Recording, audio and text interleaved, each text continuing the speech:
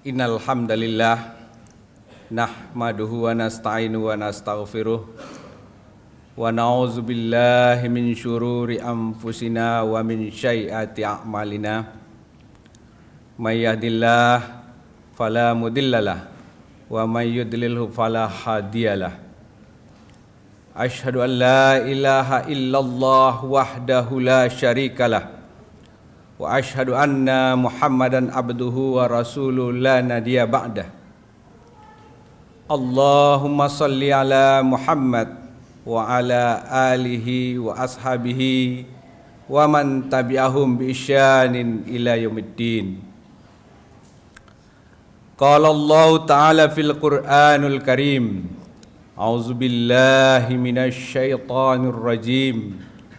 Bismillahirrahmanirrahim. Laqad kana lisaba'im fi maskanihim ayatun jannatani ayyamini wasimal. Kulu min rizqi rabbikum washkuru lahu baldatun thayyibatun wa rabbun ghafur. Fa'radu fa'arsalna alaihim sailal arami wa baddalnahum bi jannataihim jannataini zawata ukulin khamtin wa aslin swasai'im min sidrin qalil. Zalika jazainahum bima kafaru wa hal nujazi illal kafura. Kaum muslimin sidang salat Jumat rahimakumullah. Kita bersyukur kepada Allah Subhanahu wa taala yang telah memberikan nikmat hidayah, iman wal Islam, nikmat kesehatan. Salawat dan salam buat junjungan kita Nabi Muhammad sallallahu alaihi wasallam. Jumat yang lalu kita sudah melaksanakan ibadah puasa 10 Muharram. Dan kita lanjutkan dengan puasa Yaumul Bid bagi yang memiliki kemampuan dan kesempatan untuk melaksanakannya. Pelaksanaan ibadah tersebut merupakan bentuk daripada refleksi terhadap berbagai peristiwa-peristiwa yang sangat besar yang sudah diberikan, yang dipertontonkan oleh Allah Subhanahu wa taala. Seperti peristiwa penyelamatan Bani Israel dari kejaran Fir'aun dengan membelah Laut Merah. Kemudian penyelamatan umat Nabi Nuh dari banjir besar. Ini kita refleksikan, kita renungkan dengan melaksanakan ibadah saum, berpuasa dalam rangka introspeksi dan refleksi tentang bagaimana kekufuran umat manusia dan bagaimana keagungan dan kebesaran Allah Subhanahu wa taala. Beberapa pekan lagi, mungkin 2 pekan lagi, kita juga akan melaksanakan peringatan hari ulang tahun kemerdekaan kita yang ke-76. Hampir 1 abad kita merdeka. Mohon maaf 78. Hampir 1 abad kita merdeka dan berdaulat. Kepemimpinan dipimpin oleh anak bangsa kita sendiri.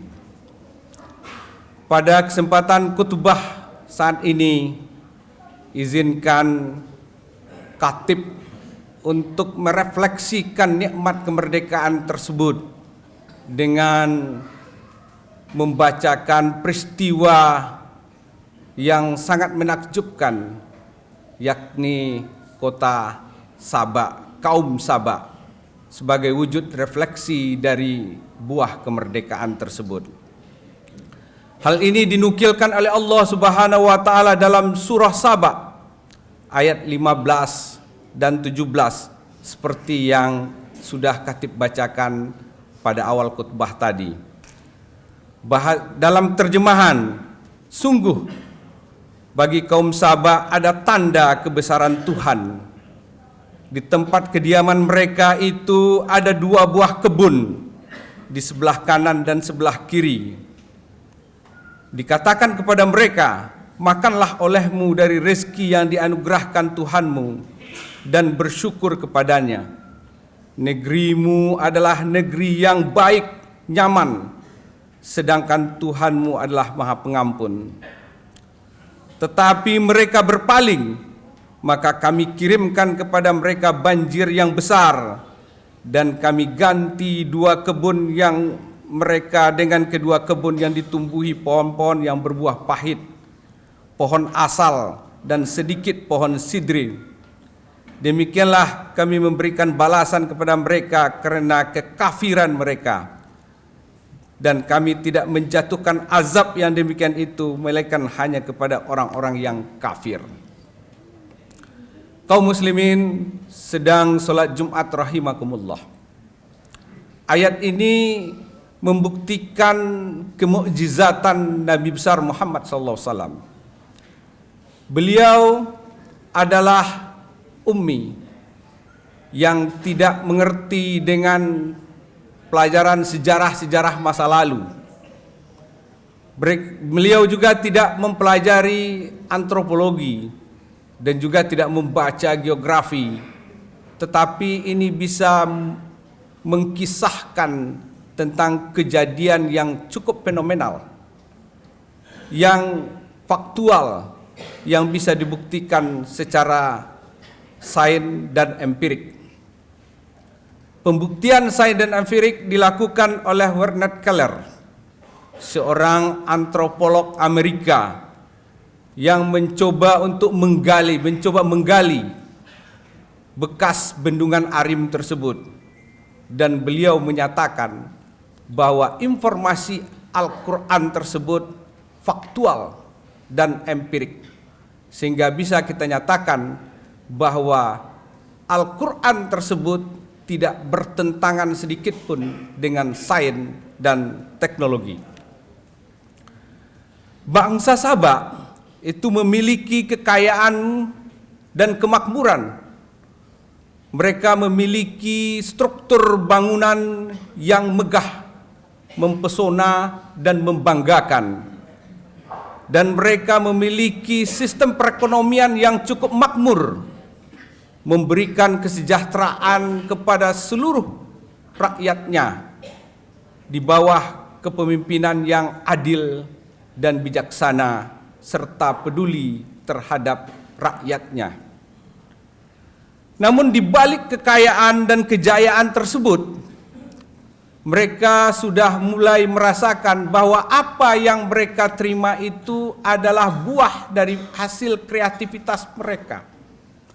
Apa yang mereka rasakan itu semuanya adalah jerih payah yang sudah mereka usahakan.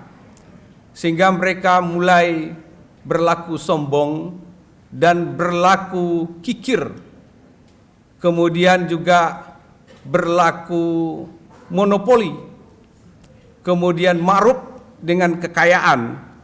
Sehingga pada akhirnya Allah Subhanahu wa taala mengirimkan banjir besar, bendungan Arim yang mereka bangga-banggakan, yang menjadi kanalisasi irigasi itu hancur, dan kemudian kebun yang mereka banggakan itu pada akhirnya digantikan oleh Allah Subhanahu wa taala dengan tumbuhan yang berbuah pahit, sehingga mereka mengalami proses krisis ekonomi dan pada akhirnya pergi mencari tempat-tempat baru, termasuk juga ke daerah Mekah dan Madinah.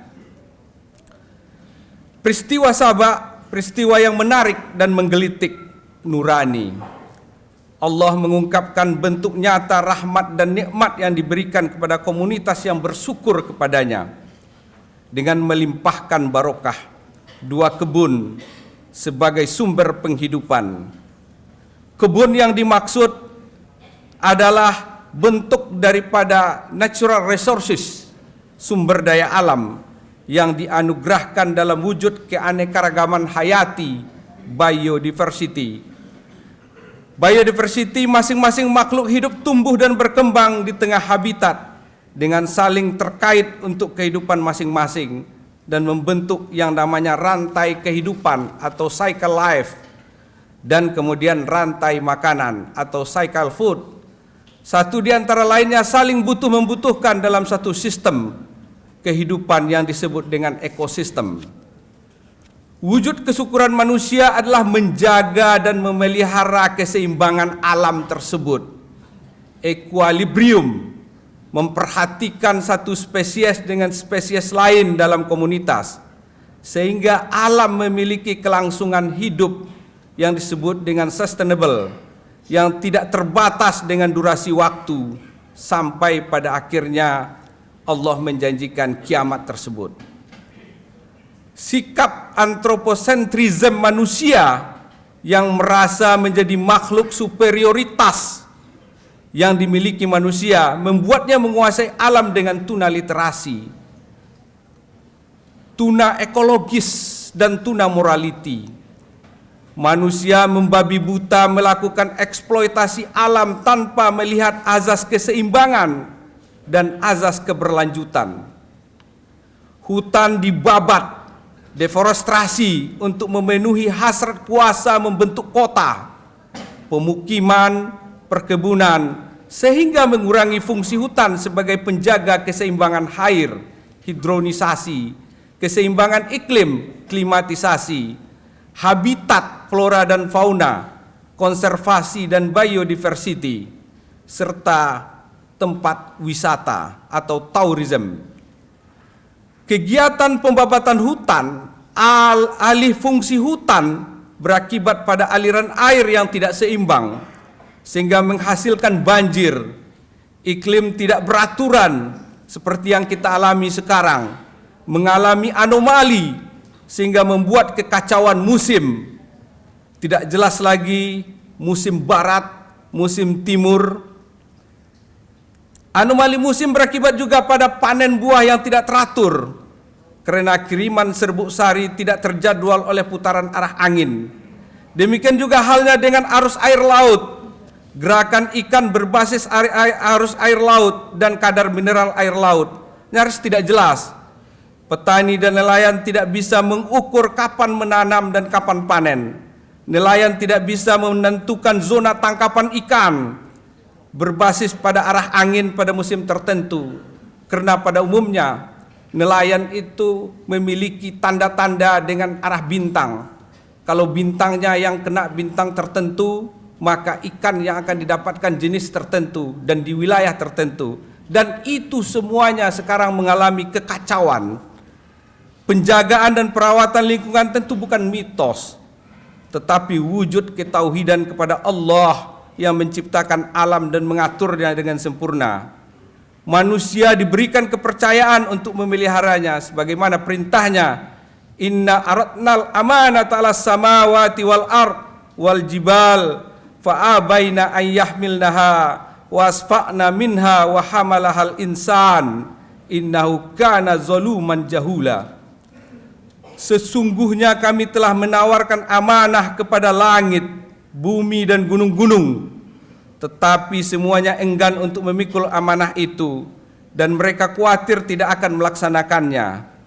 Lalu dipikullah amanah itu oleh manusia. Sungguh manusia itu sangat zalim dan sangat bodoh. Manusia diberikan kepercayaan utuh oleh Allah Subhanahu wa taala untuk melangsungkan kehidupan, menjaga eksistensi dan harmonisasi makhluk ciptaan Allah. Amanah itu ditawarkan Allah Subhanahu wa taala kepada langit, bumi dan gunung, tetapi mereka tidak sanggup karena beratnya beban tersebut.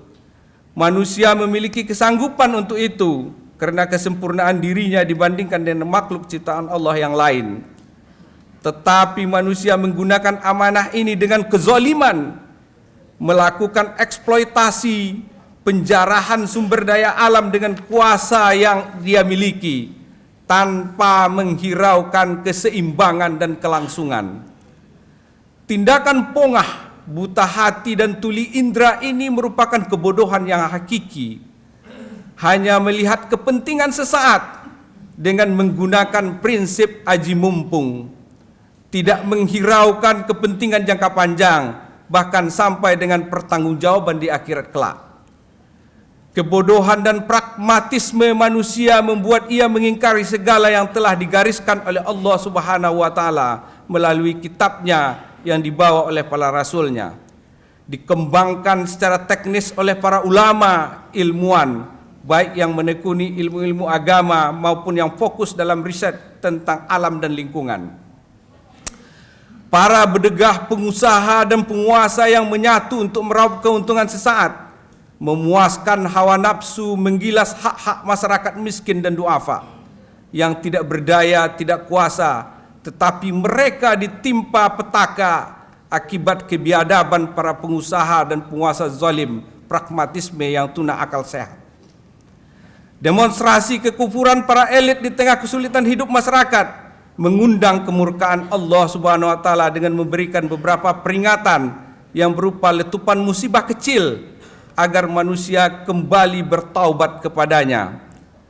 Tetapi karena manusia itu sudah mulai tuli, buta dan tertutup hatinya, maka Allah Subhanahu wa taala mendatangkan musibah besar.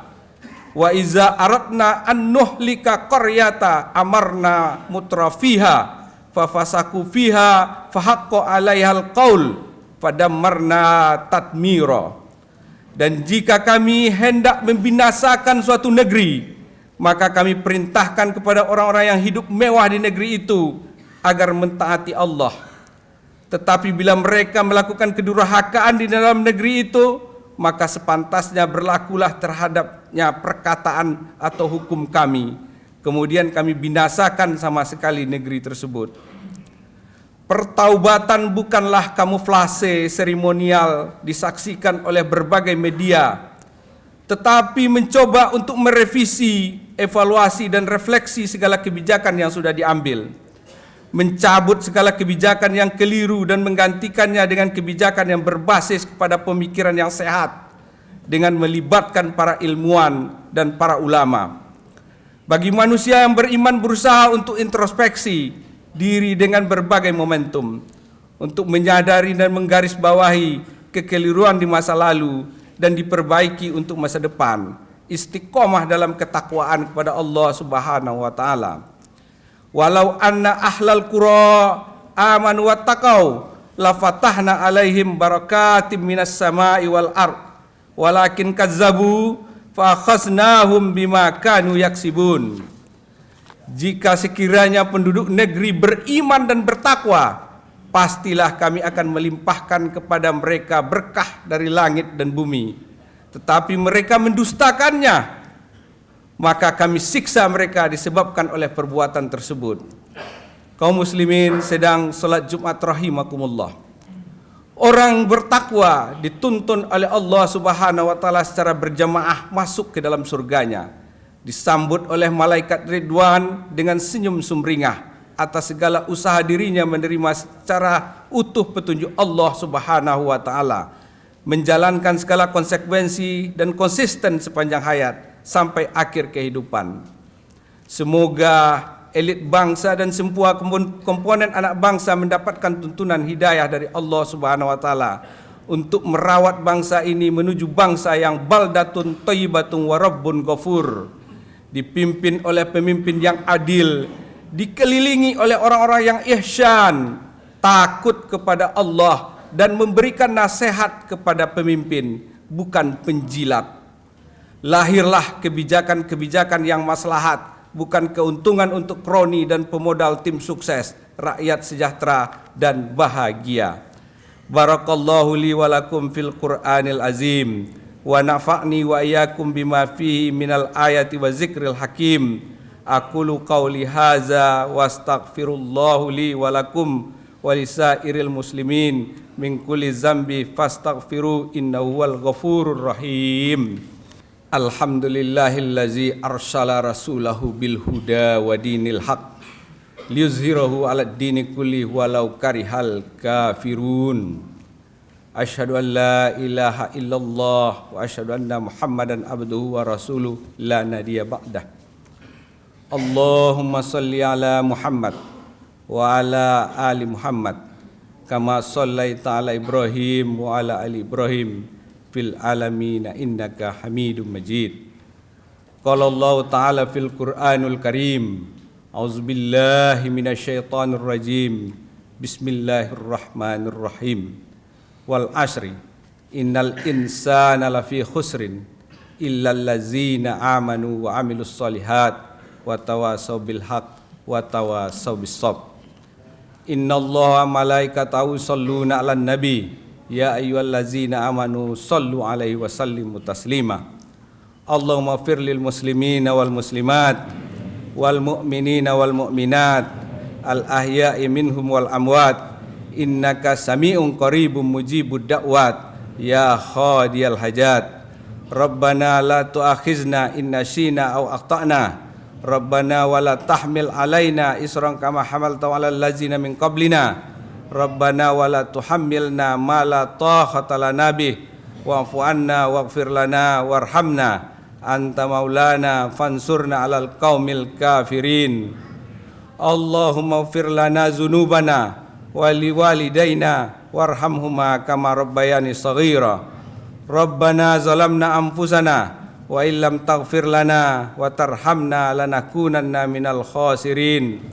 Rabbana hab lana min azwajina wa dzurriyyatina qurrata a'yun waj'alna lil muttaqina imama. Rabbana atina fid dunya hasanah wa fil akhirati hasanah wa qina azabannar. Walhamdulillahi rabbil alamin.